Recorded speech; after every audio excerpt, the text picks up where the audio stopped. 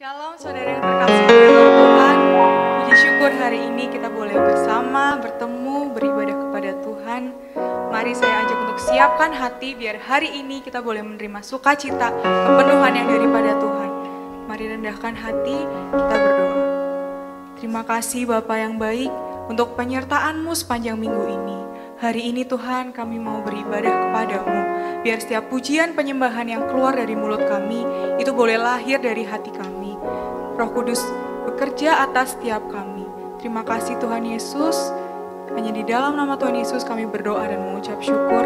Haleluya. Amin. Saudara sudah siap memuji Tuhan? Sudah siap menari untuk Tuhan? Mari katakan na na na na na na na na.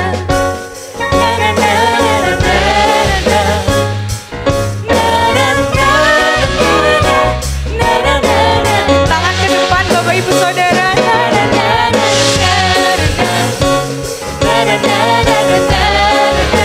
Goyang kanan kiri.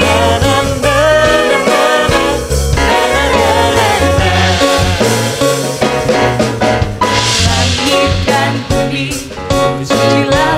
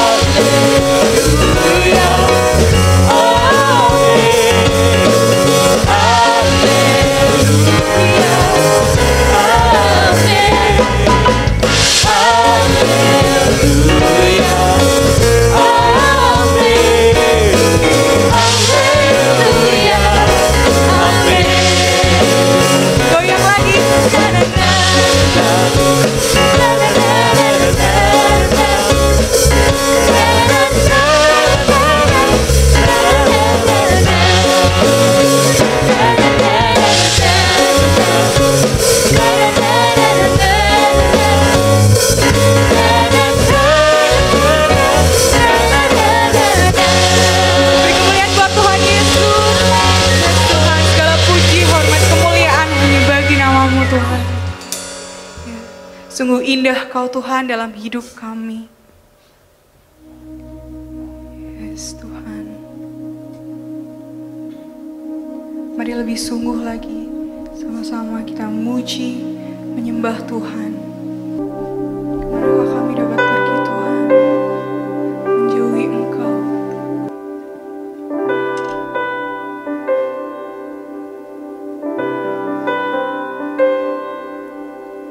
Kemanakah aku dapat pergi, menjauhi roh-Mu yang suci, Kau sahabat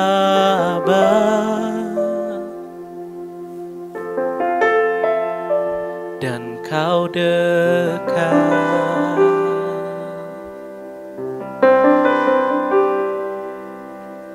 Bahkan seluruh pengabdianku tak bisa membalas kesetiaan-Mu, sungguh mulia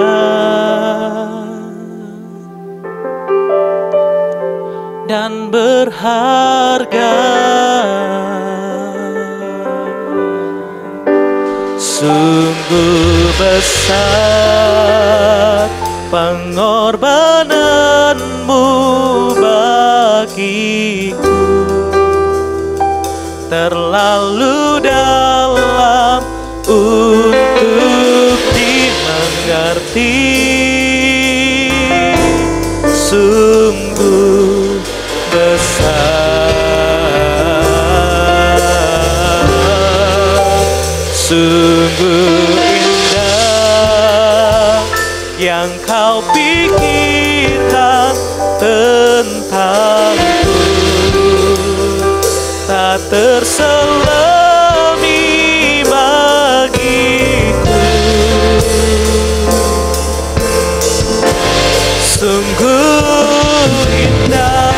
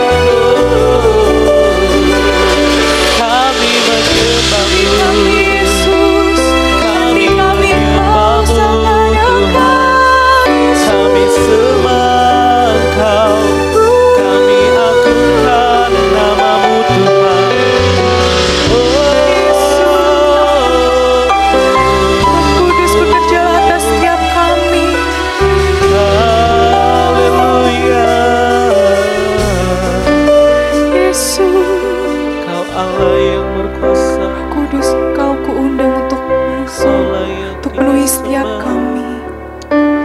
Yesus, Kasih Tuhan buat segala kebaikan. mari rasakan kuasa Roh Kudus di tengah-tengah kami, tengah-tengah kita. Mari rasakan kuasanya. Yesus, penuhi kami Roh Kudus. Penuhi setiap hati kami Tuhan.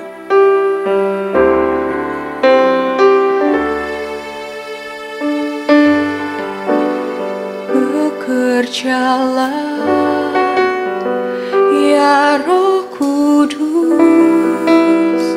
bertahtalah lebih lagi.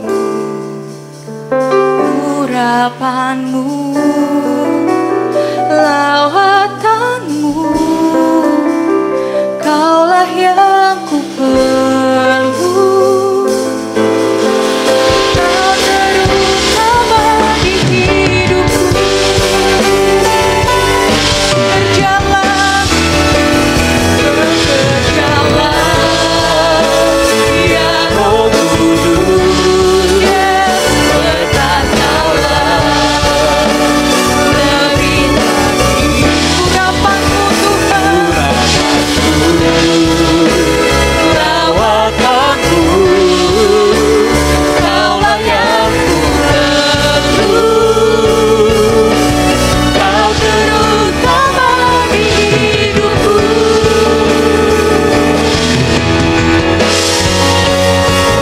bekerjalah ya Roh Kudus, bertahtalah lebih lagi.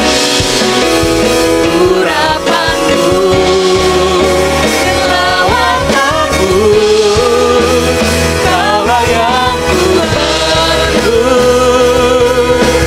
Kau terutama di hidupku.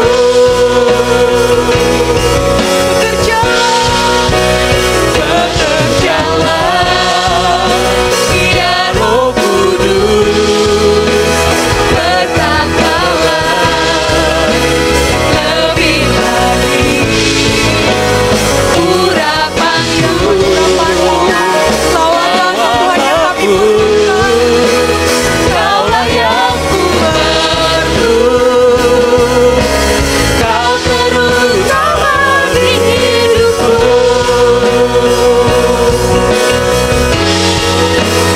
Bekerjalah ya Roh Kudus, bertahtalah lebih lagi. Urapanmu, lawatanmu, Kaulah yang ku perlu. Kau terutama di hidupku.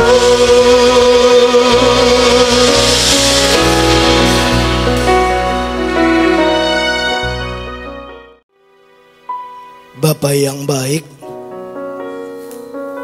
kami tahu kami ada karena kasih karunia-Mu. Biar hari ini dalam ibadah kami, roh hikmat dilepaskan berlimpah-limpah buat setiap kami. Supaya pengurapan Tuhan mengajar kami, supaya kami mengerti kebenaran, dan kami hidup di dalam kebenaran. Kami mengenal Tuhan dan Tuhan mengenal kami. Dan kami layak untuk disebut anak-anak Allah. Hati kami terbuka.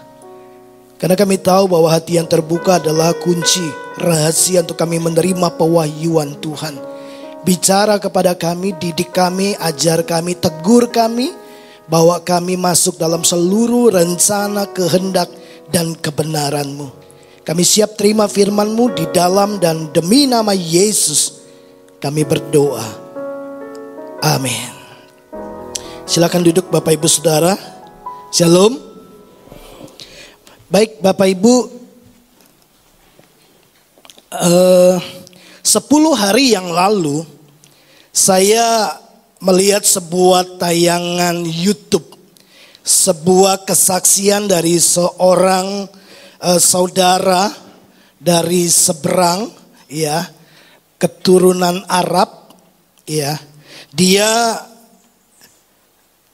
menyerahkan hidupnya kepada Tuhan dan masalahnya sangat simpel sekali, ya. Satu kali dia harus melanjutkan pendidikannya di Amerika, ya. Nah, karena dia harus ada di Amerika sementara dia dari Arab, ya. Kita tahu kalau Arab pasti identiknya dengan Muslim seperti yang dia katakan, dan dia berpikir Amerika identik dengan Kristen.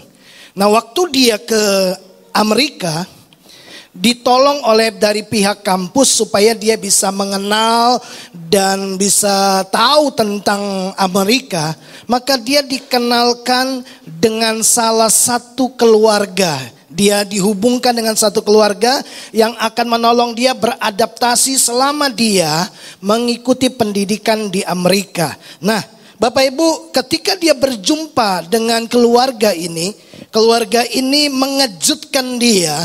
Karena keluarga ini memperkenalkan dirinya sebagai begini: kami orang Kristen lahir baru. Kami orang Kristen lahir baru. Dia sangat terusik dengan kalimat ini, orang Kristen lahir baru. Tapi sejak dia terhubung dengan keluarga ini, memang benar dia menemukan begini, ini orang Kristen berbeda dengan orang-orang Kristen yang dia temui di kampus, dengan orang-orang Kristen yang dia temui dalam kesehariannya. Dia menemukan begini, oh, ini orang Kristen mengasihi dengan tulus, ya. Jalan-jalan hidupnya itu berpatokan kepada kebenaran. Dan lewat keluarga inilah pada akhirnya pria ini menyerahkan hidupnya kepada Tuhan. Nah, waktu saya mendengar kalimat kami orang Kristen lahir baru, Bapak Ibu bisa bayangkan, selama 1 minggu lebih kalimat itu mengusik hati saya, ya. Kalimat itu mengganggu pikiran saya. Lalu kemudian saya mencoba menggali lebih dalam, minta Tuhan tolong bukakan apa itu Kristen lahir baru. Hari ini saya ingin membawa Bapak Ibu Saudara kita belajar tentang Kristen lahir baru, ya. Tapi saya mau mulai dengan ini. Saya tidak tahu apakah terlihat atau tidak. Terlihatlah. Ini ayat yang pernah 2 minggu lalu saya sampaikan. Bagaimana Yesus memberi keputusan di hari terakhir, ya, dengan orang-orang yang berhadapan dengan dia, yang dikumpulkan di depannya. Nah, mari kita lihat ayat ini, saya ingin bacakan buat Bapak Ibu Saudara.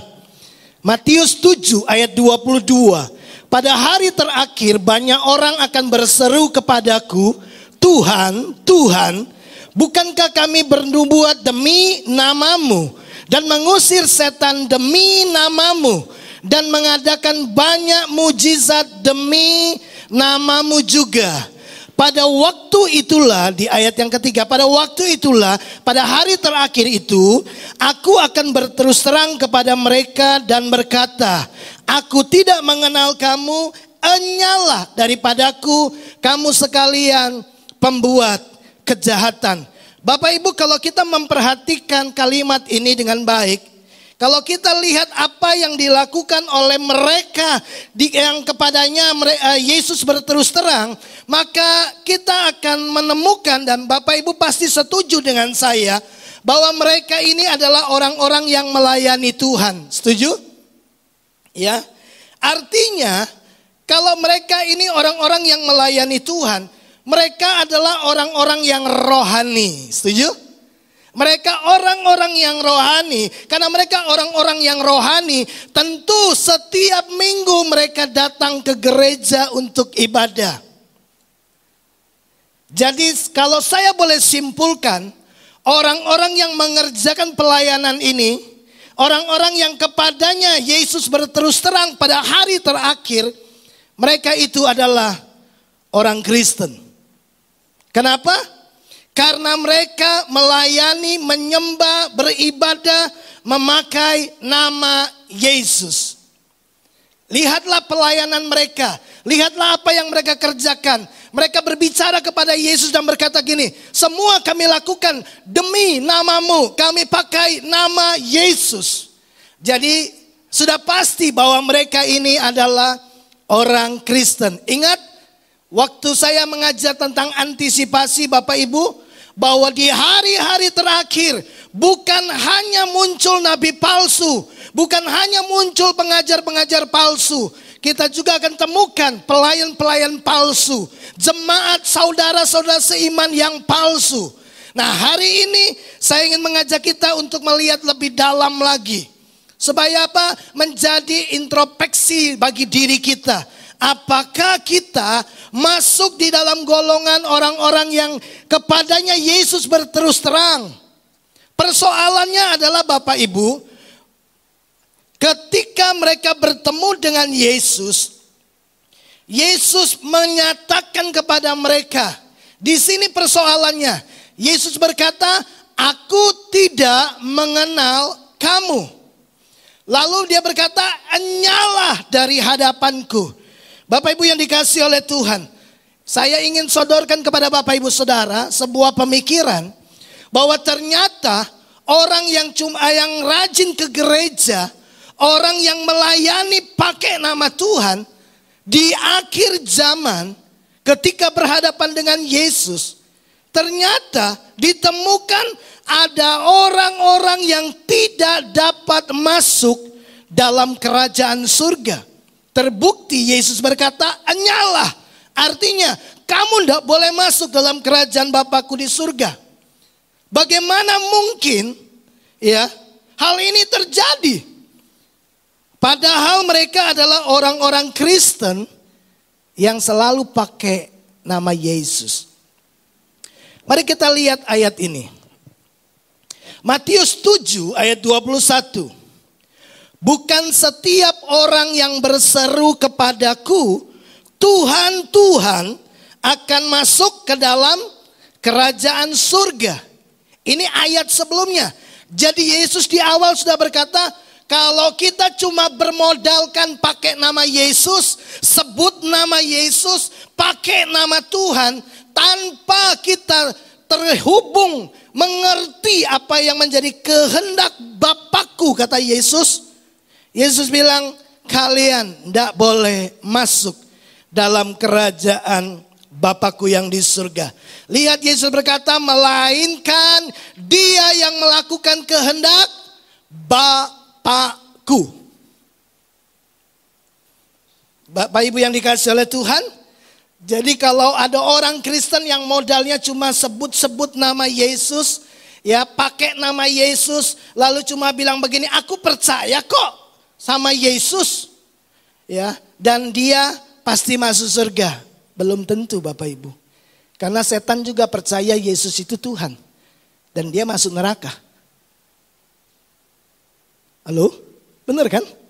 Alkitab tulis loh, peristiwa di Gadara, wah, langsung orang yang kesurupan legion itu yang 2000 setan ada dalam dirinya datang kepada Yesus dan berkata, hai engkau anak Allah yang maha tinggi, apakah engkau datang untuk menghukum kami sebelum waktunya? Dia tahu dia ini Yesus anak Allah, dia percaya tapi dia tidak taat. Saya curiga orang-orang Kristen yang cuma bisa pakai nama Yesus, tapi kalau tidak taat tunduk kepada Yesus sebagai penguasa tunggal atas hidupnya, Yesus akan berkata, kamu tidak boleh masuk dalam kerajaan Bapakku. Bapak Ibu, ini peringatan keras buat kita. Ya. Nah, kalau begitu pertanyaan saya, siapakah yang boleh masuk dan tinggal dalam kerajaan Allah? Ke dalam rumah Bapakku, kata Yesus, siapa yang boleh masuk?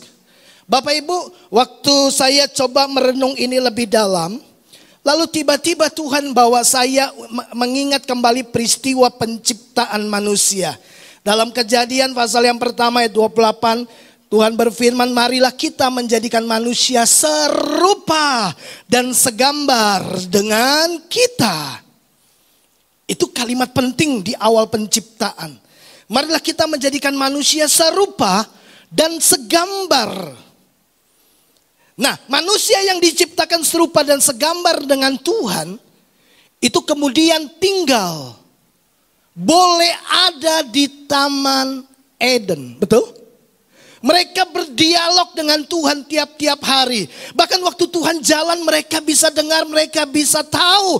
Berdiskusi dengan Tuhan. Tapi ketika dosa masuk dalam diri manusia, rupa dan gambar Allah rusak dalam hidup manusia. Betul? Dan manusia nggak boleh lagi tinggal di Eden, the spot of God present. Tidak boleh lagi tinggal di dalam hadirat Tuhan. Nggak boleh masuk. Harus keluar. Dari sini saya mengerti Bapak Ibu. Kalau saya tanya Bapak Ibu, siapakah yang boleh masuk dan tinggal dalam rumah Bapak Ibu Saudara? Saya sempat tanyakan itu kepada beberapa rekan. Setiap kali kita doa pagi jam 9, kita berdoa khusus buat kota ini, buat Bapak Ibu Saudara. Nah Bapak Ibu, saya tanya siapa yang boleh masuk dan tinggal di dalam rumahmu? Orang yang kami kenal. Loh, tetangga depan juga kita kenal. Boleh nggak tinggal? Menetap? Enggak. Tukang becak yang tiap hari antar anak kita ke sekolah, kita juga kenal baik. Tapi boleh nggak dia tinggal dan menetap dalam rumah kita? Tidak. Dari situ saya tahu bahwa mereka yang boleh masuk dan tinggal dalam kerajaan Bapakku, yaitu anak-anak Allah. Keluarga, betul? Jam berapapun, kapanpun anak saya setiap kali ketok pintu pasti boleh masuk, menetap di dalamnya, menggunakan semua fasilitas yang ada. Bapak Ibu setuju? Karena apa? Keluarga, anak.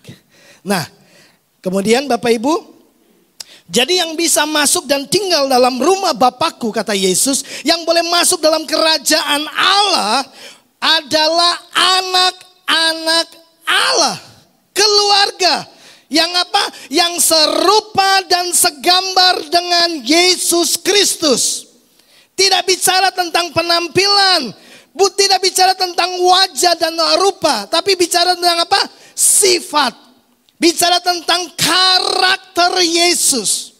Itu sebabnya tujuan akhir kita adalah gini, menjadi serupa dan segambar. Ya, supaya apa? Yesus menjadi yang sulung dari banyak saudara. Nanti saya akan tunjukkan kepada Bapak Ibu Saudara ayat ini. Jadi bukan yang lain, hanya anak saja yang boleh masuk. Sekalipun saudara menyebut diri kita Kristen, tapi kalau tidak ditemukan yang namanya DNA, yang serupa dengan Yesus, yang sama dengan Yesus, Bapak Ibu nggak bisa masuk. Berhadapan dengan Yesus, kita bisa bilang, tapi Pak saya ke gereja. Yesus bilang, enggak kenal. Enggak boleh masuk. Pelayanan, enggak kenal. Saya nabi. Tuhan bilang, nabi palsu. Kenapa? Aku enggak kenal. Saya penginjil. Buat mujizat pakai nama Tuhan. Yesus akan bilang, enggak kenal. Kenapa? Enggak ditemukan DNA. Sebagai gen yang ada di dalam diri semua anggota keluarga. Nah, saya mau tunjukkan kepada Bapak Ibu lebih dulu. Apa itu DNA? DNA itu kode genetik yang menjamin bahwa sel anak akan mewarisi karakteristik yang sama dengan sel induknya.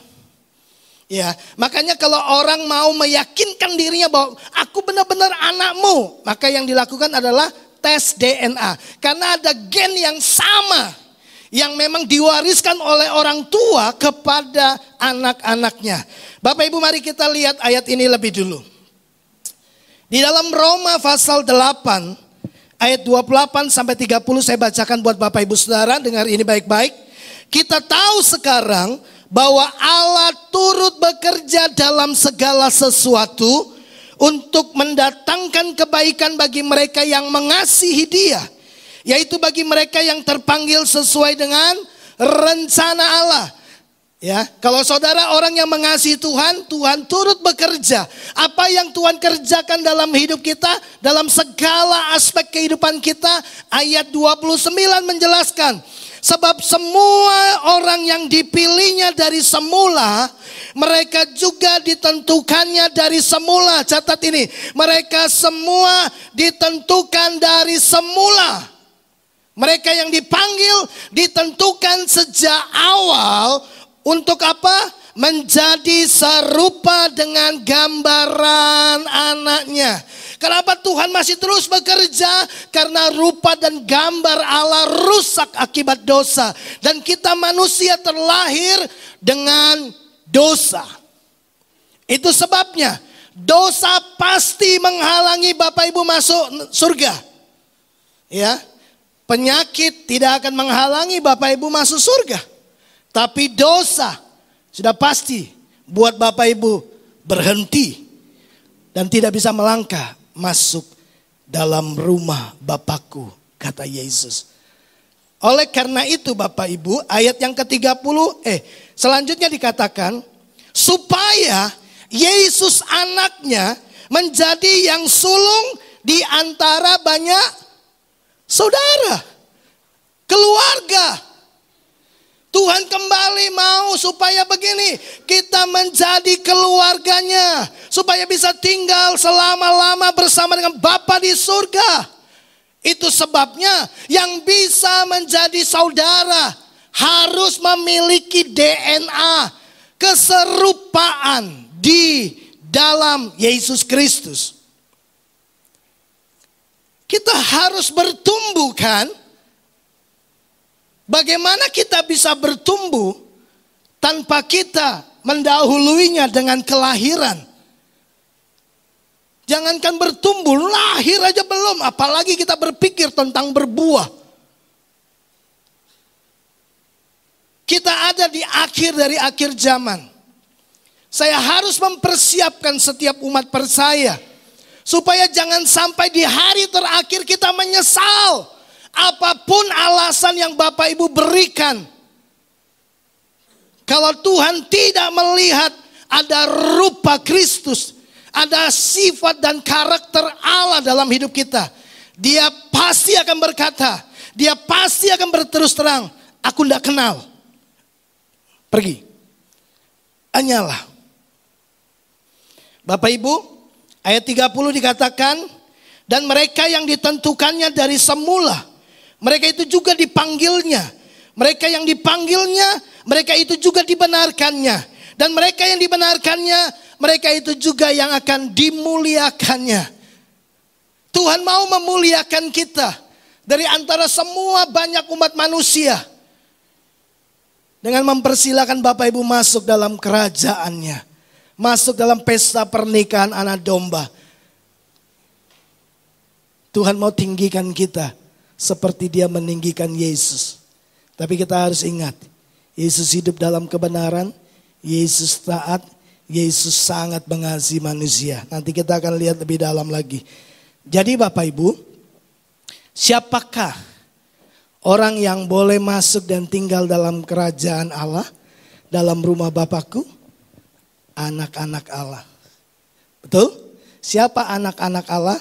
Mereka yang memiliki DNA yang sama, sifat karakter yang sama dengan Yesus Kristus, supaya Yesus Kristus menjadi yang sulung dari banyak saudara, dari kita semua. Amin. Ya, lalu siapakah mereka yang memiliki DNA yang sama dengan Yesus? Dalam pembelajaran saya, ketika saya minta supaya Roh Kudus menolong saya menyingkapkan ini, pada akhirnya saya temukan memang benar bahwa mereka yang memiliki DNA yang sama dengan Kristus itu adalah orang-orang Kristen lahir baru. Mari kita lihat ayat ini. Ayat ini akan menjelaskan kepada Bapak Ibu Saudara, ya, Nikodemus datang Karena dia ingin belajar lebih tahu, dia ingin tahu lebih dalam tentang Yesus Kristus. Dia tahu bahwa Yesus itu dari Allah karena Yesus membuat mujizat. Nah, di ayat yang ketiga Yesus berkata kepada Nikodemus dari Yohanes pasal 3. Saya bacakan buat Bapak Ibu Saudara. Yesus menjawab katanya, "Aku berkata kepadamu, sesungguhnya jika seorang tidak dilahirkan kembali, ia tidak dapat melihat kerajaan Allah." Lihat saja tidak boleh, apalagi masuk. Bukan saya yang ngomong Bapak Ibu, ini Yesus yang ngomong. Yesus bilang kalau orang tidak dilahirkan kembali, tidak dapat melihat, tidak dapat. Ini tegas. Yesus tidak main-main. Terbukti di hari terakhir ada banyak sekali orang-orang Kristen. Kalau boleh bilang orang Kristen palsu. Yang akhirnya tidak dapat melihat kerajaan Allah. Lalu kemudian Nikodemus berkata, bagaimana mungkin seorang dilahirkan kalau ia sudah tua? Dapatkah ia masuk kembali ke dalam rahim ibunya dan dilahirkan kembali? Perhatikan ayat yang kelima. Jawab Yesus, ini penekanan sekali lagi. Aku berkata kepadamu, sesungguhnya jika seorang tidak dilahirkan dari air dan roh. Ini roh besar, berarti roh Allah yang mengerjakannya. Ia tidak dapat masuk ke dalam kerajaan Allah. Apa yang dilahirkan dari daging adalah daging. Apa yang dilahirkan dari roh adalah roh. Bapak Ibu yang dikasihi oleh Tuhan. Sekali lagi Yesus menegaskan. Mereka yang bisa lihat, mereka yang bisa masuk dalam kerajaan Bapakku adalah mereka yang mengalami kelahiran baru. Betul? Kalau tidak mengalami kelahiran kembali, Alkitab berkata oleh roh yang dikerjakan oleh roh dalam diri kita, maka sudah pasti Bapak Ibu lihat saja nggak bisa, apalagi masuk. Saudara tidak akan diizinkan masuk. Mari lihat ayat ini. Dari ayat ini kita akan belajar beberapa hal. 1 Petrus pasal yang pertama ayat 23. Karena kamu telah dilahirkan kembali, bukan dari benih yang fana, tetapi dari benih yang tidak fana, oleh firman Allah yang hidup dan yang kekal. Dalam terjemahan Syalabir dikatakan kamu telah lahir kembali, bukan dari benih yang dapat binasa, melainkan dari benih yang tidak dapat binasa, yaitu firman Allah dan yang hidup dan yang kekal. Kapan kita mengalami kelahiran baru? Kapan roh melahirkan kita kembali? Ya, karena itu pekerjaan roh. Apa yang dilahirkan daging adalah daging. Itu bukan pekerjaan daging maksudnya, ya, tapi pekerjaan roh. Pada waktu kita mendengar Injil, pada waktu kita mendengar kabar baik tentang Yesus Kristus mati di atas kayu salib, tanggung dosa kita, lalu Bapak Ibu percaya, ada iman, kemudian firman itu yang adalah benih ilahi, lalu kemudian menyatu dengan iman kita, maka roh mengerjakan yang namanya kelahiran baru. Apa yang lahir baru? Roh kita. Itu sebabnya orang Kristen yang lahir baru dapat menyebut dan berkata, Yesus Kristus adalah Tuhan. Dan roh itu bersaksi dalam diri kita. Dalam kitab Roma pasal 8. Bahwa kita adalah anak-anak Allah. Bapak Ibu yang dikasihi oleh Tuhan. 1 Yohanes pasal 5 ayat yang pertama. Setiap orang yang percaya bahwa Yesus adalah Kristus, juru selamat, itu lahir dari Allah.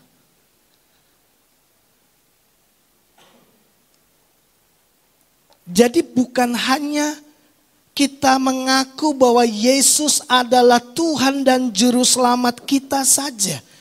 Tapi kita sungguh-sungguh mengerti makna dari ucapan kita. Yesus adalah Tuhan. Yesus adalah Kurios. Yesus adalah penguasa tunggal. Dia Tuhan yang harus saya taati. Makanya begini kan Yesus berkata di dalam Injil Matius 7 ayat 21. Bukan mereka yang ngomong Tuhan, Tuhan saja yang masuk. Nggak bisa masuk. Melainkan yang melakukan, taat, tunduk, mengerjakan kehendak Bapa. Iblis percaya, tapi tidak taat, tidak tunduk, malah memberontak. Jadi kita nggak bisa bilang, pokoknya percaya Yesus pasti masuk surga. Percaya yang bagaimana? Sebab mulut itu jangan-jangan cuma percaya dari mulut. Alkitab berkata dengan hati percaya, dengan mulut kita mengaku. Pengakuan itu lahir dari hati. Jangan-jangan cuma mulut doang. Percaya Yesus, percaya Yesus. Ya, kalau percaya Yesus nanti diberkati. Oh ya percaya. Kalau percaya Yesus nanti dipulihkan. Oh saya mau percaya. Saya temukan banyak orang-orang seperti itu. Tapi tidak tunduk dan taat kepada Tuhan, penguasa tunggal. Enggak melakukan kehendak Bapa. Bapak Ibu yang dikasihi oleh Tuhan. Lalu kalau demikian, apa yang menjadi tanda yang membuktikan telah terjadi kelahiran baru dalam hidup kita? Bapak Ibu perhatikan ini. Tanda yang membuktikan terjadinya kelahiran baru adalah begini. Datangnya tabiat dan sifat baru. Sifat ilahi, saya menyebutnya DNA ilahi. Waktu kita dilahirkan oleh Roh, maka benih ilahi, DNA ilahi, tabiat dan sifat Allah itu juga turun dalam hidup kita. Nah, perhatikan 2 Korintus 5 ayat yang ke-17. Jadi siapa yang ada di dalam Kristus, ia adalah ciptaan baru. Yang lama sudah berlalu, bukan akan berlalu. Betul? Yang lama sudah berlalu. Sesungguhnya yang baru sudah datang. Bersamaan. Yang lama berlalu, manusia lama kita tinggalkan, manusia baru dikenakan dalam diri kita. Betul? Dan ayat 18, dan semuanya itu dari Allah. Apa yang datang dari Allah? DNA-nya kan? Benih ilahi. Sifat-sifat ilahi. Sifat-sifat yang baru. Nah, sekarang saya mau mengajak Bapak Ibu lebih dalam lagi. Kita coba belajar yuk. Apa sih tanda atau bukti bahwa kita telah mengalami kelahiran baru? Ya. Tadi datangnya sifat-sifat dari Allah, sifat-sifat ilahi ya, diwariskan kepada kita karena kita punya DNA yang sama. Ya, ada genetika yang serupa, yang sama dengan induknya. Dan Alkitab berkata itu induknya datang dari Allah. Berarti di dalam diri orang-orang yang mengasihi Tuhan, yang terlahir baru, itu ada sifat, ada tanda, ya, ada sifat dan tabiat Allah di dalam diri mereka. Nah, kita akan lihat bukti dari orang yang mengalami kelahiran baru. Yang pertama, Bapak Ibu, orang Kristen lahir baru itu akan hidup dalam kebenaran. Ya, ingat DNA atau sifat Allah, Allah itu kudus, Allah itu kebenaran, betul? Jadi kalau Allah adalah kebenaran, maka Dia akan mewariskan hidup benar itu dalam diri orang-orang percaya. Mari kita lihat ayat ini. 1 Yohanes 2 ayat 29.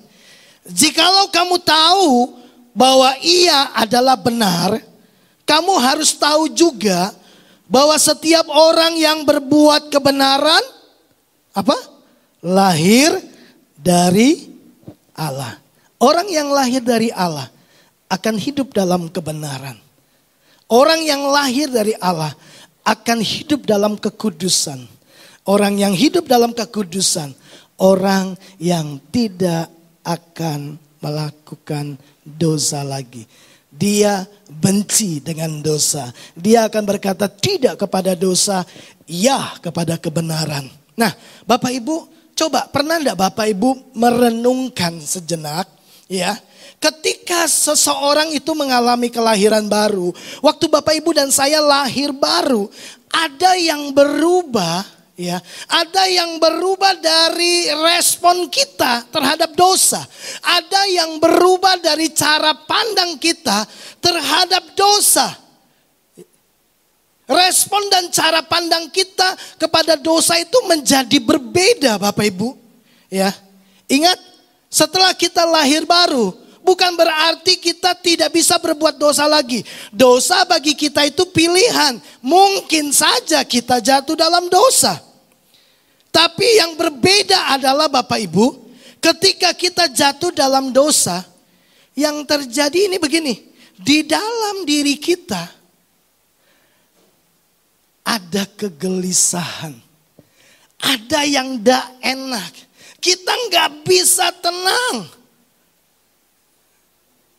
Bapak Ibu pernah ngalami itu? Saya sampai hari ini masih tetap mengalami hal-hal seperti itu. Beberapa waktu yang lalu, ya, ngobrol-ngobrol sama seorang teman. Kemudian dia menceritakan tentang seorang hamba Tuhan. Ya, terbukti bahwa dia punya karakter yang tidak baik. Lalu kemudian saya coba nimbrung. Waktu saya nimbrung, tiba-tiba dalam roh saya tidak merasa nyaman. Saya rasa bersalah. Ya, tiba-tiba Roh Kudus bilang begini, jangan utak-atik mata Tuhan. Jangan mengusik orang yang diurapi Tuhan. Saya itu tidak bisa tenang sampai saya bilang, Tuhan ampuni saya. Saya bertobat. Lalu saya naikkan doa buat hamba Tuhan itu. Padahal cuma tidak ngobrol, tidak juga menghakimi, enggak. Tapi cuma ngomong begitu aja. Hal yang buruk, ya kebiasaan buruknya itu saya sudah nggak bisa tenang.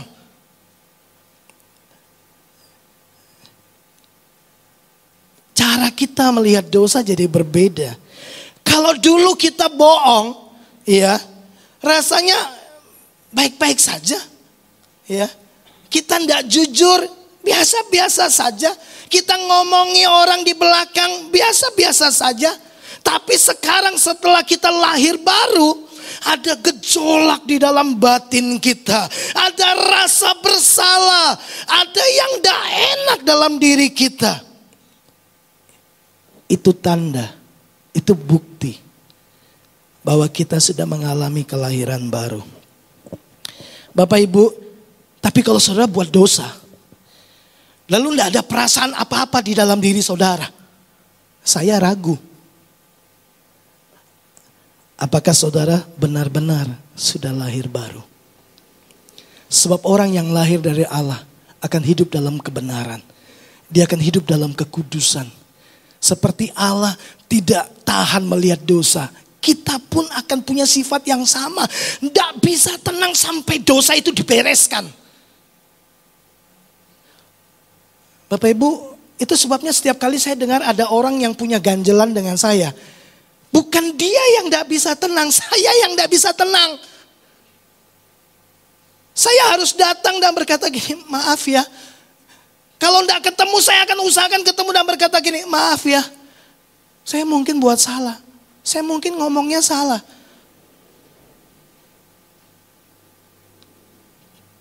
Karena apa? Nah, saya mau tunjukkan Bapak Ibu. Ya.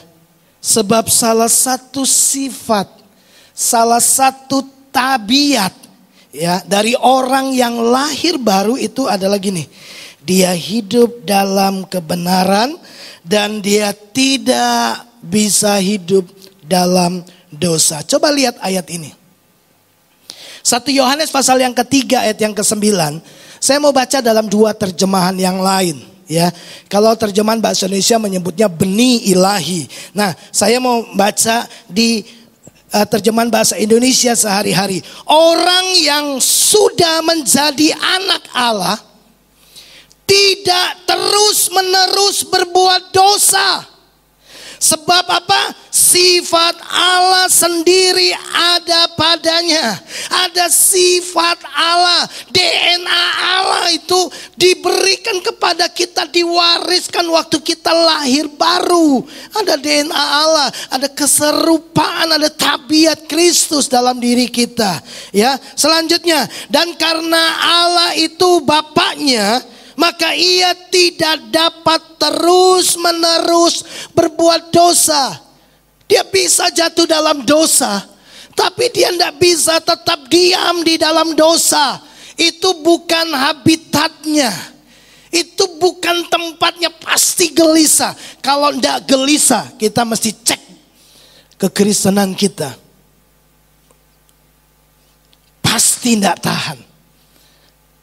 Terjemahan yang lain, orang yang telah menerima hidup baru dari Allah tentunya tidak terus-menerus berbuat dosa. Kenapa? Karena tabiat yang ilahi tinggal di dalam dirinya. Ia tidak dapat terus-menerus berbuat dosa karena ia telah memiliki hidup baru dari Allah. Jadi orang yang mengalami kelahiran baru akan hidup dalam kebenaran. Dia bisa jatuh dalam dosa. Seperti kita jalan bisa jatuh ke lumpur. Atau kita tanpa sengaja kita jatuh ke air. Tapi kita tidak tinggal di air kan? Kita nggak bisa tinggal selama-lamanya di air atau di lumpur itu. Karena itu bukan tempat kita. Kita bisa jatuh dalam dosa. Tapi kita nggak bisa terus-menerus di dalam dosa. Kenapa? Sebab ada sifat tabiat Allah, ada DNA ilahi di dalam diri kita, yaitu kebenaran, kekudusan. Dan dengar ini baik-baik Bapak Ibu Saudara. Sifat dan tabiat Allah itu tidak kita dapatkan karena kita beragama Kristen. Tidak kita dapatkan karena kita ke gereja. Tidak kita dapatkan karena kita melayani. Tapi kita dapatkan saat kita mengalami kelahiran baru yang dikerjakan oleh Roh Allah. Pada waktu kita percaya kepada Yesus Kristus dari hati kita. Bapak Ibu yang dikasihi oleh Tuhan, itu yang pertama. Tanda yang kedua. Coba kita lihat. Orang yang sudah mengalami kelahiran baru, mereka akan hidup dalam kasih. Jelas kita tahu kan, Allah adalah kasih. Maka apa yang lahir dari Allah pasti mewarisi sifat dan tabiat Allah, DNA-nya Allah. Yaitu apa? Kita punya sifat yang sama, mengasihi. Karena begitu besar kasih Allah akan dunia ini, sehingga dia mengasihi dan memberikan anaknya. Ya, anaknya datang karena mengasihi manusia. Dia mengasihi manusia, dia melayani manusia dan memberi dirinya kepada manusia. Masih ingat? Ya. Bahwa kasih itu dimanifestasikan dalam dua tindakan. Melayani dan memberi.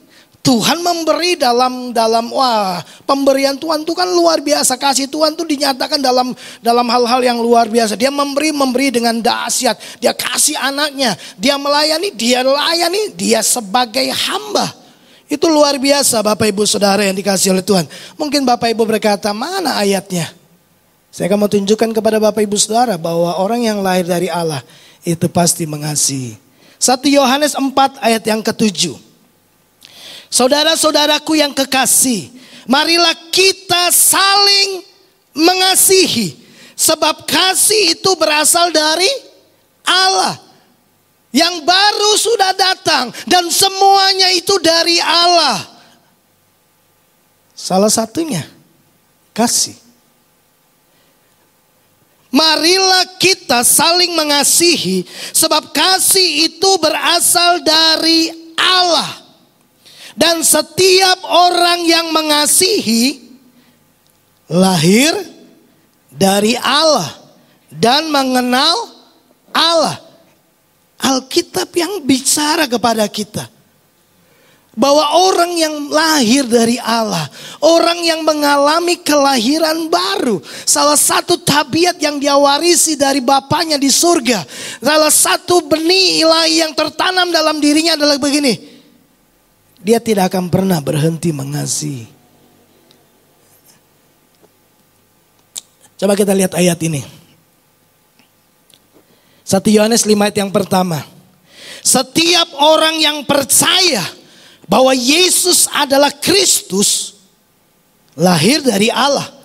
Dan setiap orang yang mengasihi Dia yang melahirkan, yaitu Roh Allah, Bapa, mengasihi juga Dia yang lahir daripadanya.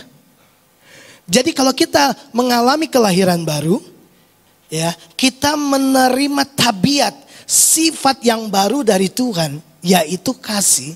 Ya, kita bukan hanya mengasihi Bapa, tapi kita juga mengasihi orang-orang yang lahir, yang dilahirkan oleh Roh juga. Artinya, kita tidak mungkin tidak mengasihi saudara seiman. Kita tidak mungkin tidak mengasihi saudara seiman. Makanya Yohanes bilang gini, marilah kita saling mengasihi. Saling itu berarti gini, saya mengasihi kamu, kamu mengasihi saya.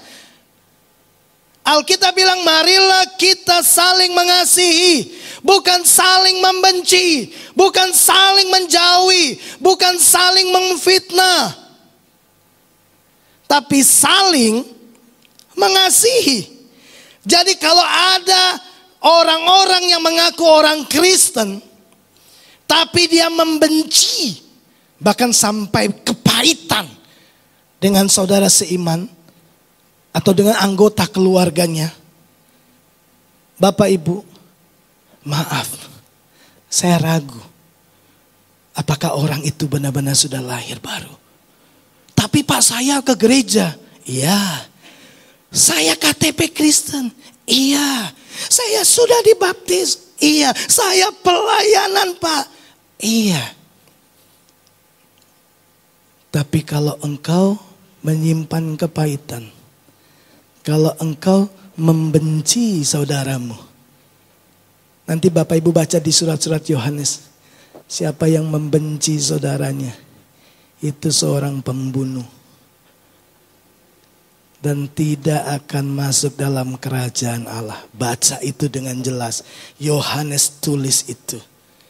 Bapak Ibu, jadi tanda yang kedua orang yang mengalami kelahiran baru, dia akan hidup dalam kasih. Tapi dia tidak mengasihi saya, itu urusannya dia. Bagian saya mengasihi. Karena apa? Itu tabiat saya, itu lifestyle saya, itu cara hidup saya. Saya coba berkali-kali mengingat orang-orang yang mungkin melakukan hal yang tidak enak buat saya. Saya nggak bisa benci. Mungkin di awal saya merasa sedih, kecewa, tapi untuk benci tidak bisa. Karena benih ilahi itu selalu mendorong saya dan memberi saya kemampuan untuk datang, minta maaf, dan terus mengasihi dia, terus mendoakan, terus melepaskan kebaikan. Tidak bisa Bapak Ibu. Kita harus cek, apakah kita orang Kristen lahir baru? Ada ndak kasih di dalam diri kita? Itu DNA-nya Yesus Kristus Bapak Ibu. Ya, ada ndak kita masih hidup dalam dosa? Dan saudara ndak rasa apa-apa, kayaknya baik-baik saja. Nggak apa-apa, aku ndak bertegur sapa sama dia, baik-baik saja. Oh, saudara mesti cek itu. Mesti cek itu. Ya. Ingat Matius 7 ayat 22, yang ditolak Yesus siapa? Orang-orang rohani. Orang-orang yang terlibat dalam pelayanan, ada di gereja. Yesus tetap akan bilang begini, sorry ya, nggak kenal. Lalu kita bilang, tapi saya kenal Pak Ensan. Saya kenal. Siapa lagi? Gilbert, lu main dong. Saya udah foto bareng sama Pak Gilbert. Tuhan akan bilang ini, ya Pak Gilbert kenal kamu, aku nggak kenal kamu. Yang terakhir,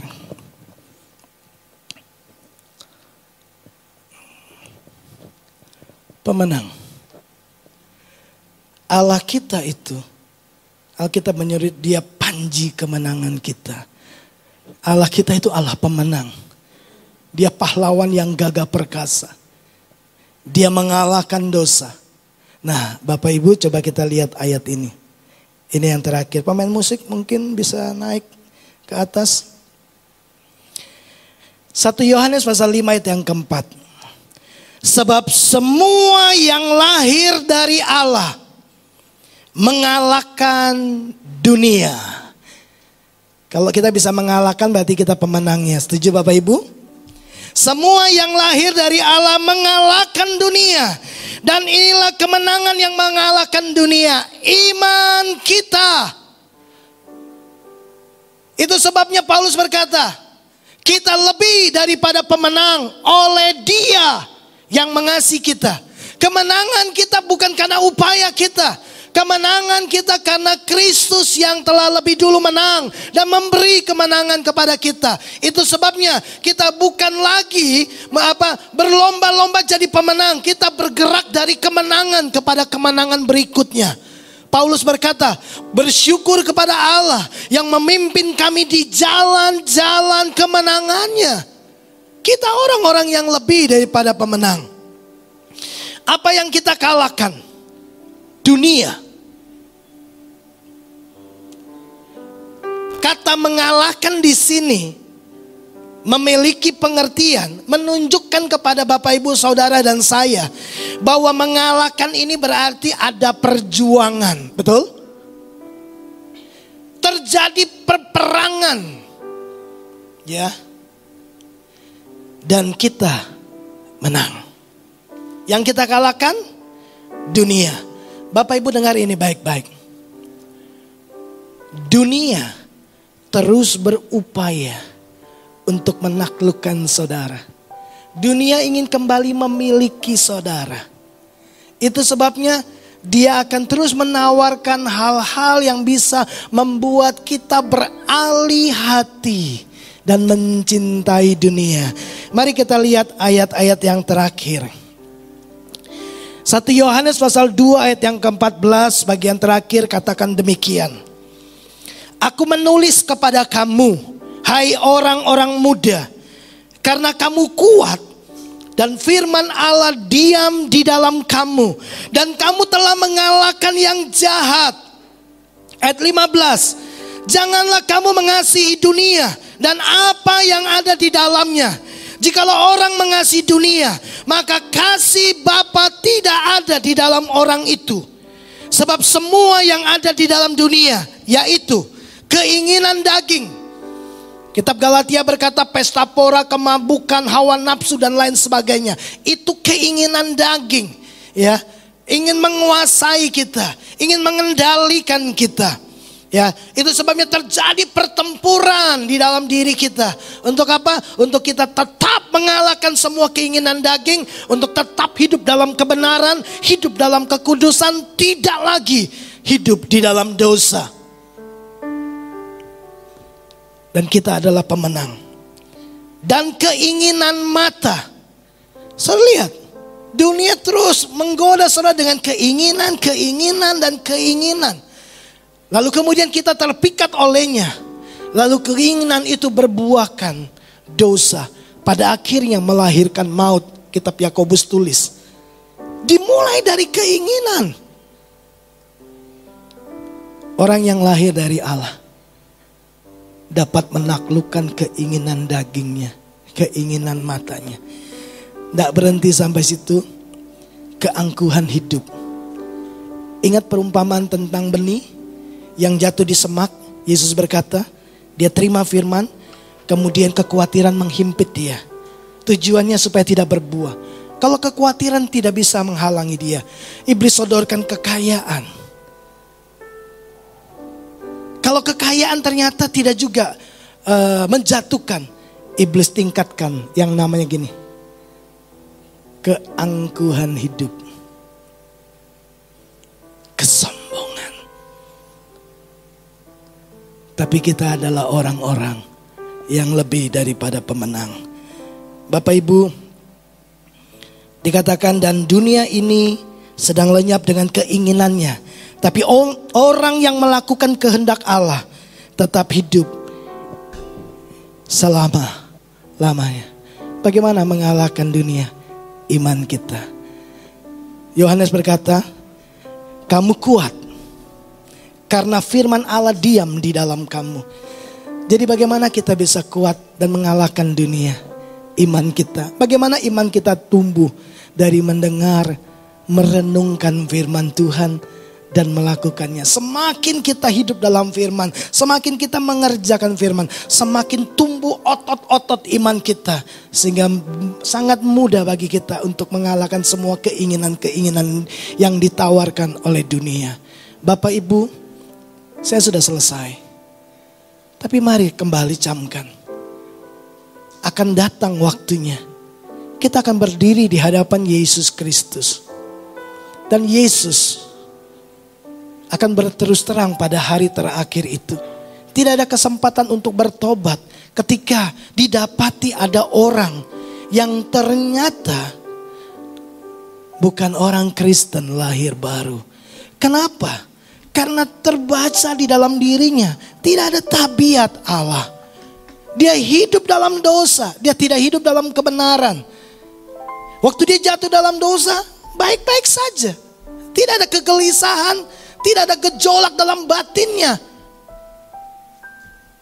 Alkitab berkata, orang yang lahir dari Allah tidak akan pernah bisa terus-menerus hidup dalam dosa. Karena ada tabiat Allah, ada sifat Allah yang akan terus mendesak dia hidup dalam kebenaran. Bertobat. Sebab kalau tidak, pada hari terakhir Yesus akan berkata, aku tidak melihat tanda itu dalam dirimu. Kamu tidak hidup dalam kebenaran. Kamu hidup dalam kepahitan. Kamu tidak saling mengasihi. Kamu hanya mau mengasihi orang yang mengasihi kamu. Yesus pernah ajar kepada murid-muridnya, pemungut cukai juga lakukan itu.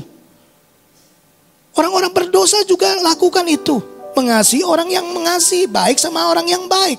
Tapi Yesus berkata, kasihilah musuhmu. Berdoalah untuk mereka yang menganiaya kamu. Tidak peduli orang memperlakukan kita seperti apa. Kita tetap tidak bisa membenci mereka. Karena Bapa di surga tetap sayang sama mereka. Tuhan tidak pernah buang orang. Manusia yang buang. Tuhan tidak pernah biarkan kita jatuh tergeletak. Manusia yang biarkan. Itu sebabnya sifat Allah selalu mengampuni. Selalu menerima kembali. Kasih tersedia secara penuh. Itu tanda yang kedua dan yang ketiga. Kita adalah orang-orang yang mengalahkan dunia. Kita hidup dalam iman. Kita hidup dalam percaya kita. Bapak Ibu, kalau ini tidak ada dalam diri kita, pesan saya, yuk kita bertobat.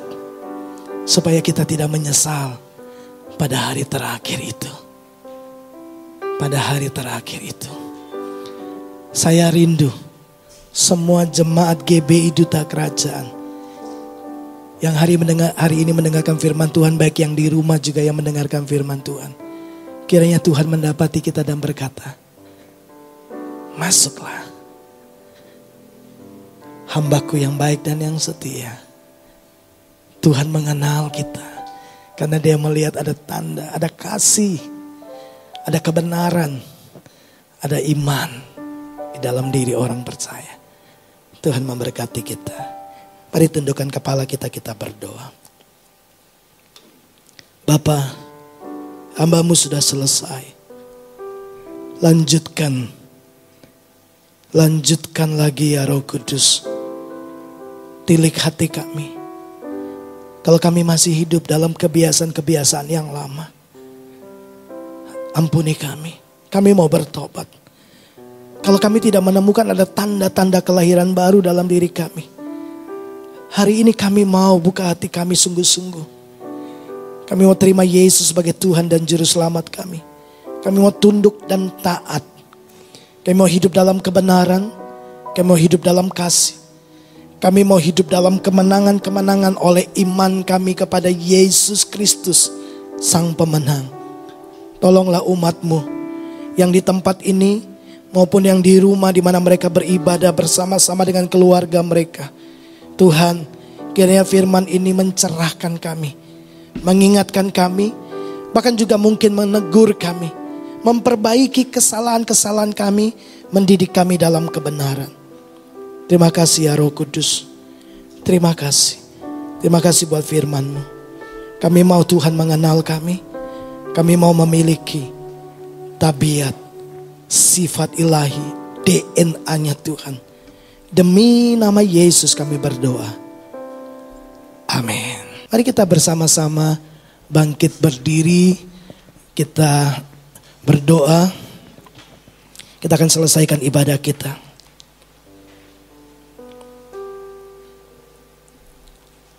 Thank you Jesus. Makasih Tuhan. Sebelum kami tinggalkan tempat ini, sebelum kami selesaikan ibadah kami, mari Tuhan berkati setiap umat-Mu. Mampukan setiap kami untuk hidup di dalam kebenaran-Mu. Terima kasih di akhir ibadah kami. Kami kembalikan segala hormat, pujian, dan kemuliaan bagi Yesus Kristus Tuhan dan Raja kami. Terima kasih kami terus berdoa buat keamanan kota kami. Tuhan, Engkau yang menjaga, Engkau yang pegang kendali atas kota Jatibarang, Brebes, dan sekitarnya. Kiranya Tuhan menjaga keluarga-keluarga umat-Mu. Jauhkan dari semua virus corona. Biar kami tetap ada dalam keadaan yang baik-baik dalam pemeliharaan Tuhan. Terima kasih. Kami berdoa buat persembahan yang kami bawa ke dalam perbendaharaan rumah Tuhan. Persembahan syukur, persembahan 1/10. Kiranya semua persembahan ini akan dikelola dengan takut akan Tuhan. Hanya untuk maksud mengerjakan tujuan panggilan gereja di kota di mana kami ada. Dan membawa kabar baik kepada semua orang. Terima kasih. Terima kasih Bapa di surga. Mari Bapak Ibu angkat hatimu kepada Tuhan. Tuhan memberkati dan melindungi engkau. Tuhan menghadapkan wajahnya kepadamu dan memberikan kepadamu damai sejahtera sukacita. Ia menyinari engkau dengan wajahnya dan memberikan kepadamu kekuatan, memberikan kepadamu kasih anugerah, topangan kasih karunia yang memampukan engkau hidup di dalam kebenaran, hidup di dalam kasih, hidup di dalam kemenangan-kemenangan yang kita sudah terima dari Kristus Yesus oleh iman kita yang mengalahkan dunia. Terimalah berkat Abraham, Ishak, dan Yakub. Berkat yang disempurnakan di dalam Kristus Yesus Tuhan kita, di dalam persekutuan Bapa, Anak, dan Roh Kudus. Kita terima berkat ini di dalam satu nama, Tuhan Yesus Kristus. Setiap kita yang percaya, mari sama-sama katakan amin. Tuhan memberkati kita semua.